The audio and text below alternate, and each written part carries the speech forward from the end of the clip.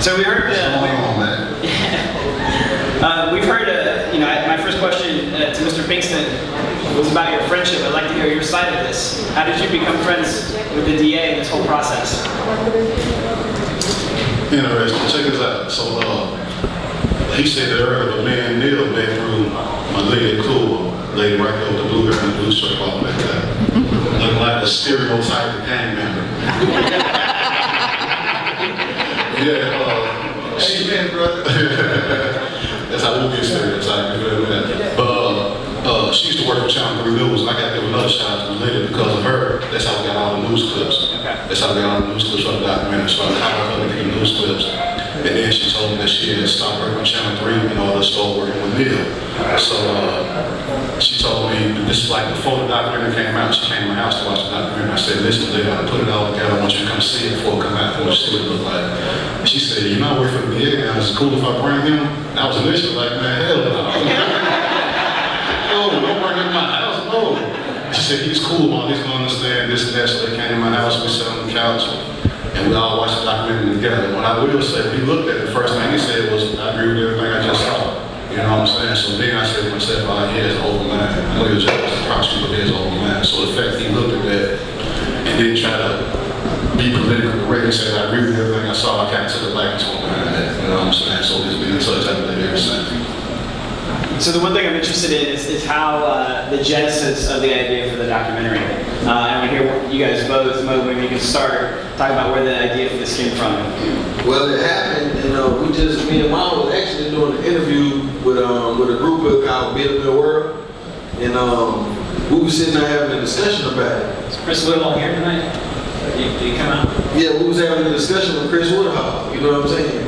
And it came up, and we just started talking about it. And a few weeks later, Mom was like, man, we got to do a documentary about this. And I was like, man, if you with it, I'm with it. But I said, man, if we do this, bro, you know what I'm saying? Like, we got to do it for real. And like, we could be in danger just putting our names out there on the line with this. Like, you know how it go, man. So. Well, that was going to be one of my questions. I mean, talk about, when you stepped out to do this, did you feel like you were taking a risk? Yeah.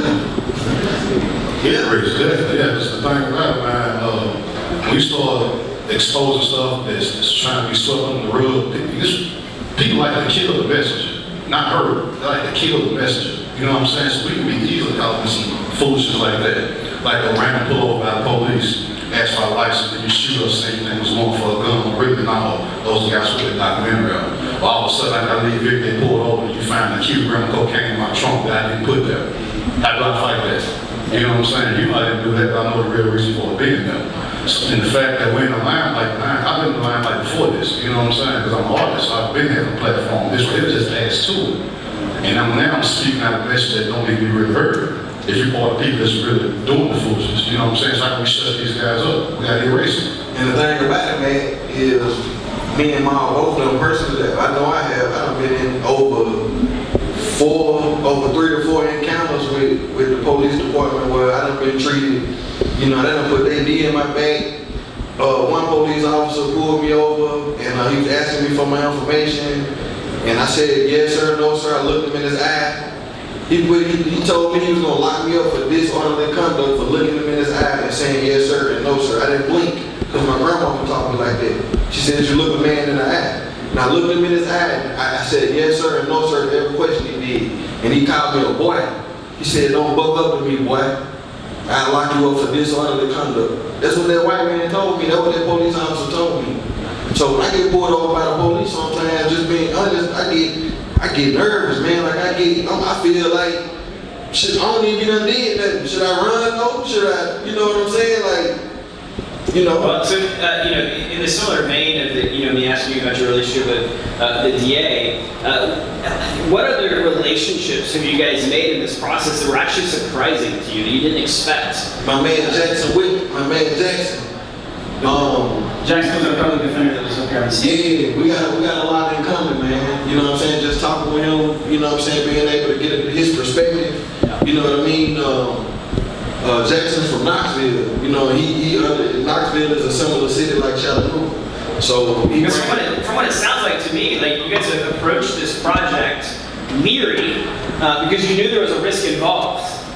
But it seems like there's been a ton of fruit in this entire process of bringing this to light and having this conversation.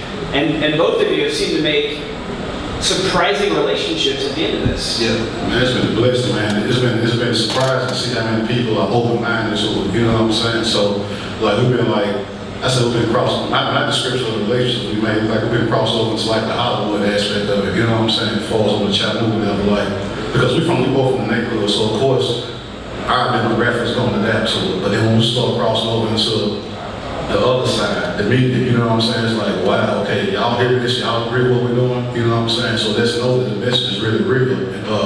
And it's been a blessing, man. It's been a real blessing, you know what I'm saying? For people to look at it and accept it, you know what I'm saying? That's all we really want right there. The documentary is not about me, it's not about him, it's not about us. But us putting it out there gives it that much more credibility, you know what I'm saying? And the goal of it, man, is really all we want is really, man, from the people, whoever, and we still ain't got to that point tonight. Who is the person that came up with the term worst of the worst? You know what I mean? Like, that's what I want to know. I want them to they somewhat watching all this and just don't nobody know who they is. You know what I mean? Like, and they done caused all this. You see what I'm saying? Like, and they just somewhat with their hands, they done threw the rock. And now, you know, I'm just like an apology, man. And the biggest thing I would like to see is instead of the 32 worst of the worst, what about the 32 best of the best? Woo! That'd be yeah. Clap for that. Yeah, clap for that.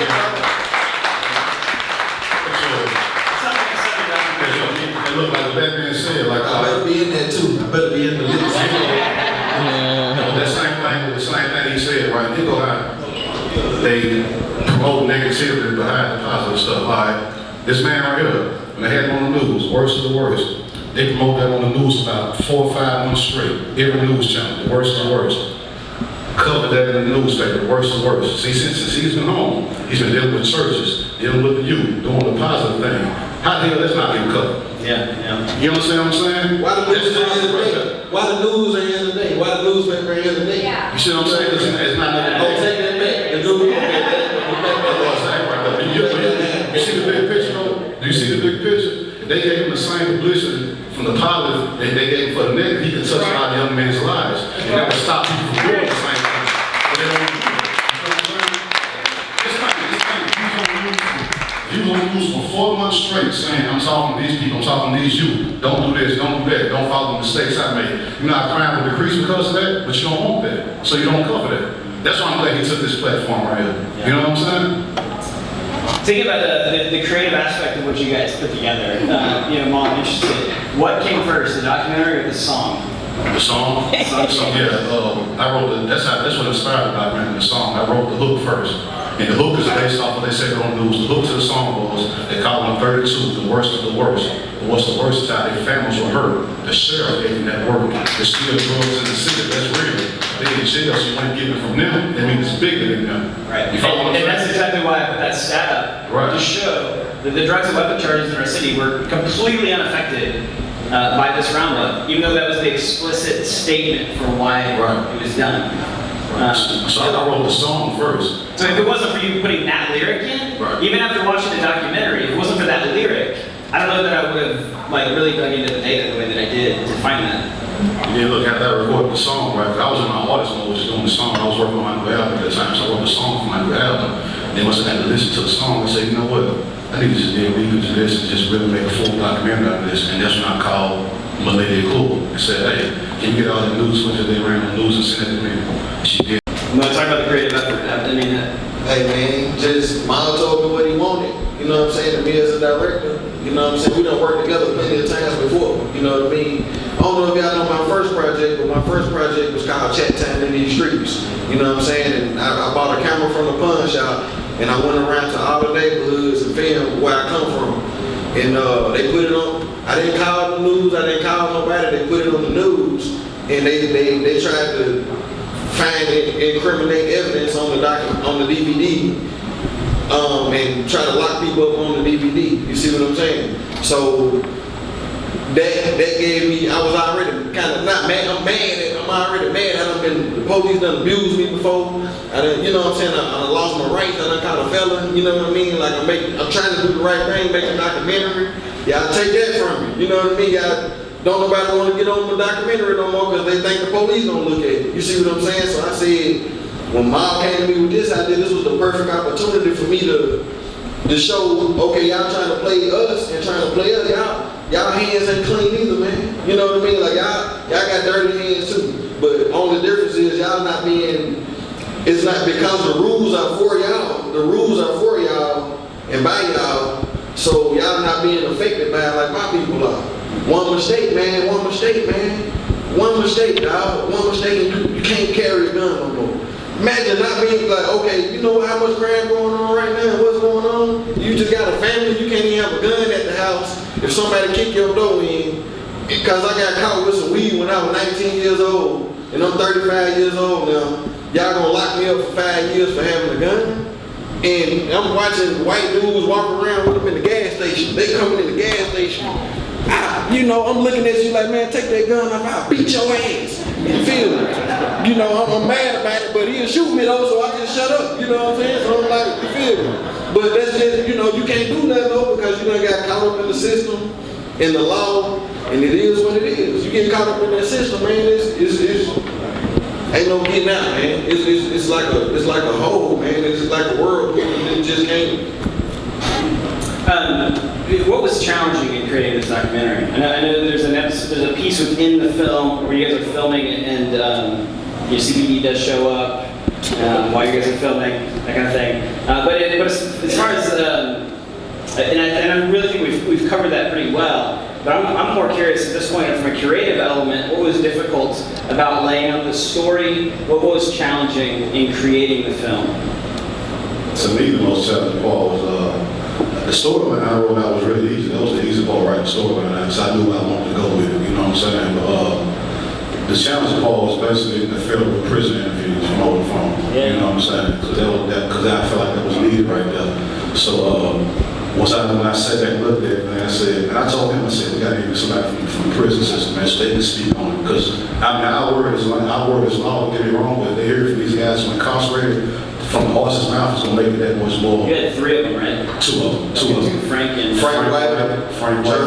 White, and Gerald Toman. And Gerald Toman, that was my road manager in his music, you know what I'm saying? He was the person who, like, if he was out right now, you'd be talking to him in order to get to me. You don't talk directly to me. You know what I'm saying? He was my road manager. And half the time when this investigation was going on, he was on flights that got to fly out of town. You know what I'm saying? So, like, the whole thing about getting the prison interviews, that was the most difficult part about trying to set up the interviews and, okay, what time can y'all call and I can be free. It's just all that type of stuff right there, you know what I'm saying? That was the most difficult part to me. The most difficult part was especially dealing with Frank White. I want to speak on him in particular. Was because I had just he had just dropped, he's a rapper. I don't know if y'all know who Frank White is, but he's a local rapper. He was born in this community just like a lot of us was. He's just trying to make his way. You know what I mean? He's just trying to make his way. Really a good, you know what I mean? Really, if born in a different environment, probably would have been, a lot of us born, if we was born in a different environment, we would probably been lawyer. I wanted to be a lawyer. That's why I'm dressed up tonight. You know what I'm saying? I feel like I'm representing the streets. You see what I'm saying? So I'm the lawyer tonight for my community. And I think Jackson's modeling his hair after yours. You see what I'm saying? So Frank White, you know what I'm saying? He actually he had been making moves to where he was about to get a record deal. You know what I mean? Like that could possibly change his family's whole dynamic. Come from everybody in your family being poor and selling drugs to all of a sudden, then you got a chance to do something for your family. And then he got struck at this last minute. You see what I'm saying? Like, and it's you do the crime. I mean, like, come on, man, like. Man, they ain't give him that ain't right, man. Give him a chance, 2, 3 years, 4 years, but 10 years, While the entire film is a very sobering topic, it affects you both very personally because your relationship in this. I do want to ask the opposite question. It's kind of the last question of this. What has been the funnest part about this entire process for you guys? Is it the actual being able to create something that's defending your friends? Is it being able to write and create a song? Is it the relationships you made in the process? You know, what's been the best outcome of this for you guys? Man, for me, spitting in people's faces did the dirty work. You know what I'm saying? I just like, yeah, motherfucker, we got y'all. Y'all can we saw that shit, man. Yeah, like, that's been the fun part for me right there. Even though it don't change nothing, it's just the fact of like taking this right here and exposing because somebody else wasn't gonna do I that. mean, if you didn't create this documentary, you wouldn't be in this room right now. Right. And I want to thank y'all for coming out. And I know no matter what people's opinion on this, when y'all leave, y'all gonna be talking about that. Y'all gonna be thinking about this, you know what I'm saying?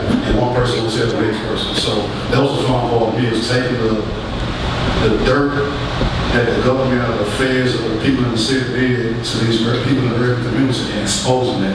Now we see what's going on now. We see y'all. They see y'all now.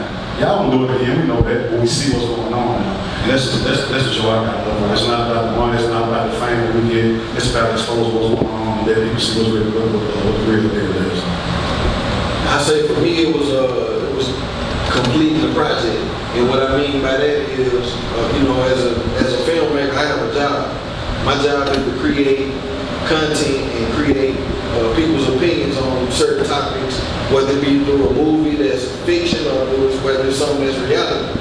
You see what I'm saying? And to have these people in the room to discuss and talk about a film that I created, I ain't getting, you know, ain't no organization helped us, nobody helped us. Nobody cared to help us. Nobody want to touch this. You see what I'm saying? But we did it on our own, just independent. You know what I mean? That meant something to me. You know what I'm saying? Like, still be able to have this reaction and to not like have a handout. And not that we don't want no handouts. If y'all want to donate some money, you know what I'm saying? We will take it. You know what I'm saying? But I'm just saying, a good lawyer. But I'm just saying, though, like, we really did this on our own, and just to have this y'all people to come out and care, man, that means a lot to me. You know what I'm saying? So I wanted to respect y'all. So I normally wouldn't dress up, you know what I mean? But I wanted to show y'all I'm serious. You know what I'm saying? So I want y'all to take me serious, because this is something serious that's going on in my community. You know what I'm saying? It's kind of, I don't want to down my people, but it's kind of sad, bro, because I'm mad because there's more white people in here tonight than it is my people. But that's just to show we don't got the wind knocked out of us, though. My people feel like, what that's going to do? What y'all going to do? Talk about it? Ain't nothing going to happen. Maybe they right. You know what I'm saying? I don't know. But just to see that there's some white people that do care. I don't know, some of y'all might be here for spitting long for they going to tell them what we talking about. I don't know. You know what I'm saying? They tell them I said, what's up?